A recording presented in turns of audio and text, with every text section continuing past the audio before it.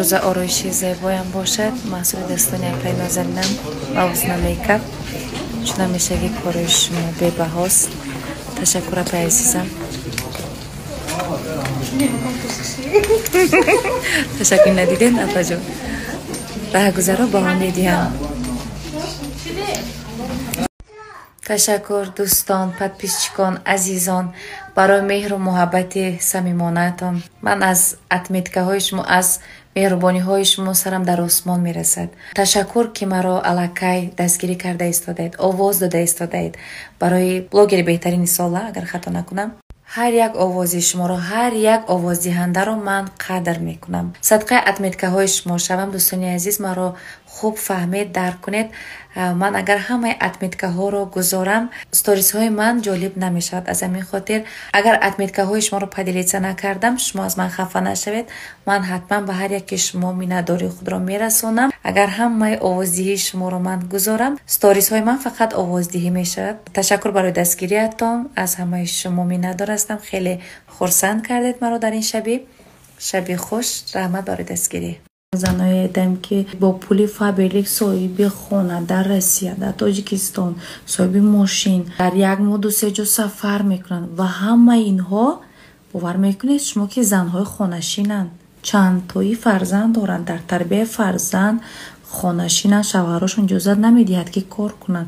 در خانه شیشته به واسطه تلفن و اینترنت هر یک این نفرها اول خودشون تنها بودن، بعدا آدم آوردن، صاحب کارگر شدن، کارگراشون صاحب کارگر، یعنی ریشهشون پهن شد، یک کمانده کلون شدن. میدونید چی؟ همه اینها در دوام 1 سال انمی قدر دستاوردها را نایل گشتن. زیاد 3-4 سال بسیارش از دوره کرونا ویروس و دوره بیکاری به پولی رجیستراسیون کردن. امروز این زنای میبینی حواست میبیاید از زیباییشون، از فسون پوشیشون، از آیلی که میگیرن. بعد که در یک دو کنفرانس اشتراک کردم گفتم من تو با همیشه دعای مادران خود را بگیرید، زیرا ما با دعای بزرگان، با دعای مادران و پدران می‌ایستیم. سلام دوستان عزیز، در دستی من 2 تا دعوتنامه از دعوت به کنسرت با شکوه امروزه که نام دارد ترانه موزیک اوارد. تشکر میگم به آزیا پلوس برای دعوتشان. کنسرت امروز ساعت 17 برگزار میگردد در فیلارمونی دولتی. نصیب ما به کنسرت میرویم، تماشا میکنیم.